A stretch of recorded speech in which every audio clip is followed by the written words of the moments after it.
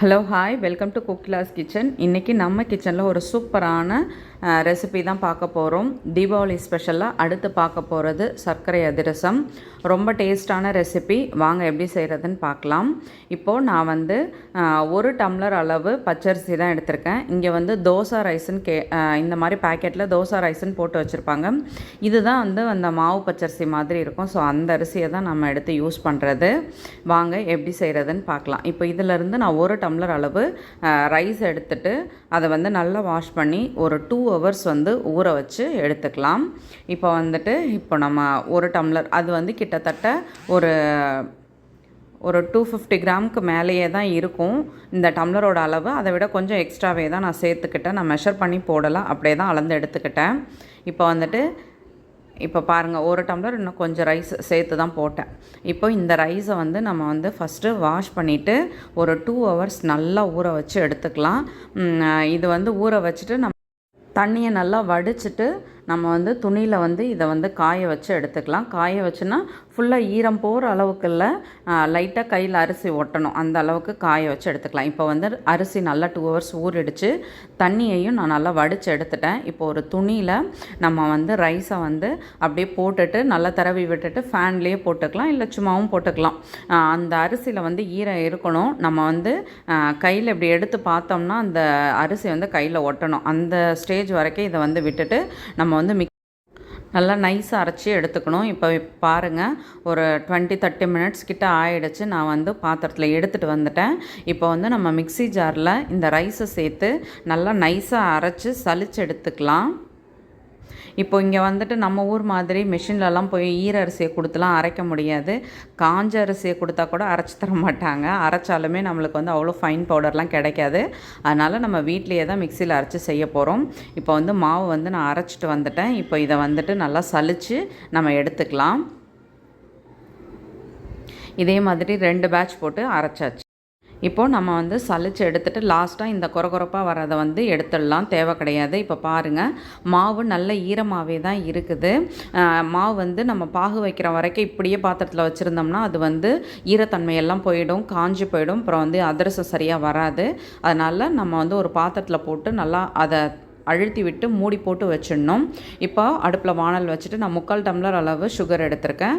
இப்போ இந்த சர்க்கரை வந்து மூழ்கிற வரைக்கும் நம்ம வந்து தண்ணி சேர்த்துக்கலாம். தண்ணி சேர்த்துட்டு இது வந்துட்டு நம்ம வந்து அந்த உருட்டு பதம்னு சொல்லுவோம், அந்த வெல்லத்தில் நம்ம செய்கிற பாகுக்கும் இதே தான், இந்த சர்க்கரைக்கும் இதே தான். அந்த பதம் வர வரைக்கும் நம்ம தண்ணியில் போட்டு செக் பண்ணிவிட்டு அந்த பதம் வர வரைக்கும் நம்ம வந்துட்டு கொஞ்சம் இதை வந்து நல்லா திக்காக இதை வந்து இது பண்ணணும். இப்போ பாருங்கள், நான் இது கூட ஒரு 2 ஏலக்காவை தட்டி சேர்த்துட்டேன். இப்போ வந்து சுகர் வந்து ஃபஸ்ட்டு நல்லா கரையட்டும், அதுக்கப்புறம் நம்ம வந்து பாகு பதம் பார்த்துக்கலாம். இப்போ வந்து நல்லா கலக்கி விட்டுக்கலாம். இப்போ வந்து சர்க்கரை வந்து நல்லா கரைய ஆரம்பிச்சிடுச்சு.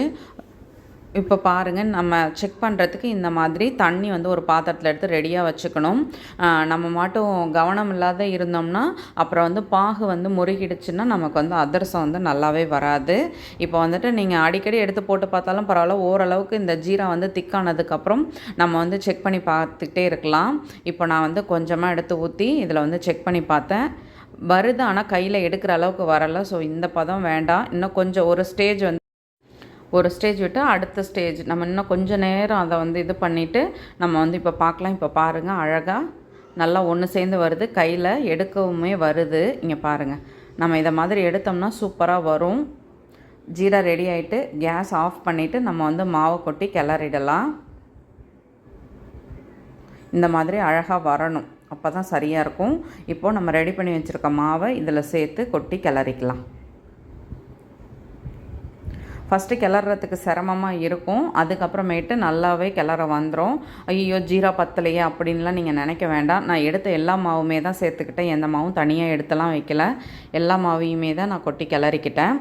இப்போ பாருங்கள், நல்லா கொட்டி கிளறியாச்சு. மாவு இப்போது ரெடி ஆகிடுச்சு. இப்போ நம்ம வந்து எந்த பாத்திரத்தில் நம்ம எடுத்து வைக்க போகிறோமோ அந்த பாத்திரத்தில் வந்து மாவு வந்து சேர்த்துக்கலாம். மாவு வந்து இப்போ சூடாக தான் இருக்கும். நம்ம வந்து கொஞ்சம் ஆற விட்டுட்டு நம்ம வந்து மூடி போட்டு வச்சுக்கலாம். இப்போ நான் வந்து இந்த பாத்திரத்தில் சேர்த்துட்டு மாவு எடுத்துட்டு இது மேலே ஒரு 1லேருந்து 1.5 ஸ்பூன் அளவு நெய் சேர்த்துக்கிட்டேன். நெய் சேர்த்து அதை வந்து நல்லா ஸ்ப்ரெட் பண்ணி விட்டுக்கலாம். அது அப்போ தான் வந்துட்டு உங்களுக்கு வந்து ட்ரை ஆகாத இருக்கும். அதுக்காக இப்போ பாருங்கள், எல்லா இடமும் நெய் பரவிடுச்சு. மாவு இப்போவுமே சூடாக தான் இருக்குது. நான் வந்துட்டு லைட்டாக அதை வந்து திறந்து வச்சுட்டு அதுக்கப்புறம் வந்து மூடி போட்டு வச்சுட்டேன். இந்த மாவை வந்து நம்ம வந்து கிட்டத்தட்ட ஒரு 5 hours 6 hours சொல்லுவாங்க. நான் வந்து ஓவர் நைட் விட்டு தான் செஞ்சேன். நல்லா சூப்பராக வந்துச்சு அதிரசம். இது வந்து நான் நேற்று நைட்டு 8 மணி கிளறி வச்சேன். காலையில் 11 மணிக்கு தான் எடுத்து செஞ்சேன். இப்போ பாருங்கள், மாவு வந்துட்டு நல்லா செட் ஆகிடுச்சு. இப்போ பாருங்கள், இது உங்களுக்கு வந்து நல்லா டைட்டாக இருக்கிற மாதிரி தான் இருக்கும். அடாடா என்னடா இது இப்படி இருக்குதே அப்படின்னு நினைக்க வேண்டாம். ஃபஸ்ட்டு இன்னொரு பாத்திரத்தில் நம்ம மாவு வந்து கரண்டி வச்சு எடுத்து சேர்த்துக்கலாம். ஃபஸ்ட்டு மாவு வந்து நல்லா உடச்சி விட்டுக்கலாம். என்னடா இந்த மாதிரி வந்தால் எப்படி நம்ம அதிரசம் வரும் அப்படின்னு நீங்கள் பயப்படவே வேண்டாம். நீங்கள் வந்துட்டு லைட்டாக சப்போஸ் நானே மாவு மிக்ஸ் பண்ணிவிட்டு உங்கள்கிட்ட காட்டியிருந்திருக்கலாம். நான் அந்த மாதிரிலாம் செய்யக்கூடாதுன்னு சொல்லிட்டு தான் ஃபஸ்ட்டு மாவு வந்து நல்லா உடச்சி விட்டுக்கணும். இப்போது லைட்டாக சுடு தண்ணி வச்சுட்டு கொஞ்சமாக தான் சேர்க்கணும் தண்ணி, நிறையாலாம் சேர்த்துடக்கூடாது. கொஞ்சமாக தண்ணி சேர்த்து மாவு வந்துட்டு நல்லா பிசைஞ்சு விட்டிங்கன்னா நம்ம வந்து தட்டுற பதத்துக்கு வந்துடும். நம்ம வந்து அந்த வெள்ளை அதிரசம் செய்வோம் இல்லையா, அந்த வெள்ளத்தில் செய்கிற அதிரசமே வந்து 3 நாள் கழித்து தான் எங்கள் வீட்டில் செய்வாங்க. நானும் அதை தான் ஃபாலோ பண்ணுவேன். எனக்கு கரெக்டாக வந்துடும். இந்த அதிரசத்தை நான் வந்து ஓவர் நைட்டு விட்டு அப்படியே போட ஆரம்பிச்சிட்டேன். சில பேர் உடனே பிசைஞ்சு உடனேவும் போடுவாங்க. அது அவங்கவுங்க செய்கிற ஸ்டைல் பொறுத்து. இப்போ அடுப்பில் வானல் வச்சுட்டு நம்ம கொஞ்சமாக எண்ணெய் சேர்த்தாச்சு. இப்போ பாருங்கள், ஒரு பிளேட்டில் நான் வந்துட்டு ஒரு பிளாஸ்டிக் கவர் தான் எடுத்திருக்கேன். ஏன்னா இங்கே வந்து ஜாம்நகரில் நிறைய வீடியோவில் சொல்லியிருக்கேன், வாழை இலைலாம் கிடைக்காது. அதனால் வந்து பிளாஸ்டிக் கவரில் தான் தட்டுற மாதிரி இருக்கும். இப்போ அதில் லைட்டாக நெய் தடவிட்டு இப்போ ஒரு உருண்டை மாவு எடுத்துட்டு இதில் வந்து நான் ஹோல் போடாத அப்படியே தான் போட்டேன். சில பேர் வந்துட்டு அதிரசத்தை இதே மாதிரி தட்டி போட்டுட்டு அதை வந்துட்டு லாஸ்ட்டாக ப்ரெஸ் பண்ணிவிடுவாங்க. நான் அந்த மாதிரி பண்ண மாட்டேன். இது எவ்வளோ அழகாக உப்பி வருதுன்னு மட்டும் பாருங்கள். சூப்பராக ரொம்ப அழகாக வந்துச்சு. அதே மாதிரி டேஸ்ட்டும் சூப்பராக இருக்கும். அழகாக எலும்பி வரணும். நீங்கள் அதிரசம் வந்து எண்ணெயில் போட்டிங்கன்னா கீழேருந்து அழகாக மேலே எலும்பி வந்துச்சுனாலே உங்கள் அதிரசம் வந்து சக்ஸஸ்னு அர்த்தம். நிறைய பேர் வந்து இது பெரிய கஷ்டம் மாதிரி நினைப்பாங்க. ஆனால் இது ஒன்றுமே கிடையாது. ரொம்ப எனக்கு தெரிஞ்சு மற்றதெல்லாம் விட ரொம்ப ஈஸியான ரெசிபினா அதிரசம் தான் நான் சொல்லுவேன். எனக்கு மேபி அது எனக்கு சரியாக வரதுனாலையான்னு எனக்கு சொல்ல தெரியல. பட் வந்து எனக்கு ரொம்ப பிடிச்ச டிஷ்ஷும் சரி, ஈஸியாக செய்யக்கூடியதும் சரி இந்த அதிரசம் தான்.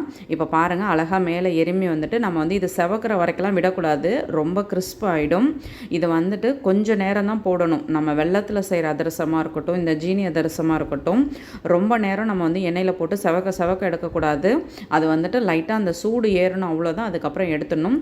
அடுத்த அதிரசம் போடும் பொழுது நான் நடுவில் வந்து ஒரு ஹோல் போட்டுட்டு அதுக்கப்புறம் போட்டேன். இது வந்துட்டு ரொம்ப அந்த பூரி மாதிரி உப்பி வராமல் இது வந்துட்டு அழகாக நல்லா ஷேப்பாக வந்துச்சு. இங்கே பாருங்கள், ஜென்ரலாக இந்த அதிரசத்தில் ஹோல் போட மாட்டாங்க. நான் வந்துட்டு ஹோல் போட்டு தான் செஞ்சேன். நமக்கு எப்படி இருந்தால் என்ன, நம்ம வந்து கரெக்டாக வரணும், அவ்வளோதான் எனக்கு. இப்போ இங்கே பாருங்கள், கீழே போட்டு தான் அழகாக அது வந்து மேலே எலும்பி வந்துடுச்சு.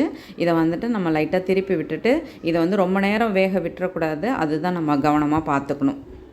நான் இப்போ வந்து ஃபுல்லாக சிம்மில் வச்சுட்டு அதை வந்துட்டு லைட்டாக அதை வந்து திருப்பி போட்டுட்டு நம்ம வந்து வேக வச்சு எடுத்துக்கலாம். புதுசாக செய்கிறவங்க வந்து ஒரு அதிரசமாக சுட்டு எடுக்கணும். நிறையா வந்து 2 3ன்னு போட்டுறாதீங்க. இப்போது நம்ம எல்லா அதிரசமும் சுட்டு எடுத்தாச்சு. நான் வந்து இன்னும் கொஞ்சம் பேலன்ஸ் மாவும் இருக்குது, அதையும் நான் எடுத்து வச்சுருக்கேன். ஏன்னா ஒரே நேரத்தில் செய்ய வேணாம்னு சொல்லிவிட்டு இது வந்துட்டு ஒரு கம்மியான ஹார்ஸில் விட்டு நம்ம எடுத்தது. அடுத்து வந்து ஒரு 3-4 days கழித்து செய்கிறது எப்படி வந்திருக்குன்றது நான் வந்து இன்னொரு அதிரசம் செய்யும் பொழுது அந்த வீடியோவில் காட்டுறேன். சுட சுட சூப்பராக நம்மளோட சர்க்கரை அதிரசம் ரெடி ஆகிடுச்சு. நீங்களும் வீட்டில் ட்ரை பண்ணி பாருங்கள், கண்டிப்பாக உங்களுக்கு பிடிக்கும். வீடியோ பிடிச்சா லைக் பண்ணுங்கள். என்னோடய வீடியோ உங்களுக்கு யூஸ்ஃபுல்லாக இருந்தால் சப்ஸ்கிரைப் பண்ணிக்கோங்க. மறக்காமல் செஞ்சு பார்த்துட்டு உங்கள் கமெண்ட் சொல்லுங்கள். உடனே பார்த்தீங்கன்னா கிறிஸ்பாக தான் இருக்கும். அதை வந்துட்டு ஒரு டப்பாவில் போட்டு மூடி வச்சுட்டு நீங்கள் அடுத்தடுத்த நாள் பார்க்கும் பொழுது தான் அது வந்து சாஃப்டாக மாறும். ட்ரை பண்ணிவிட்டு கட்டாயமாக சொல்லுங்கள். வீடியோ பிடிச்சா லைக் பண்ணுங்கள். தேங்க்யூ.